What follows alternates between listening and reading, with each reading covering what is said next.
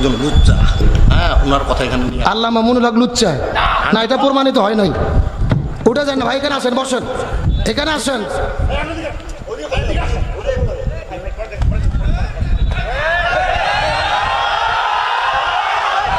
বসেন বসেন বসেন,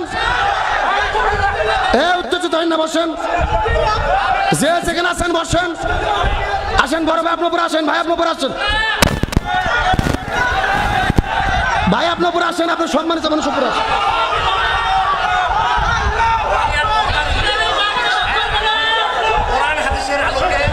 আপনি এখানে আসেন, আপনার উপরে আসেন, আপনার উপরে এসে বসেন।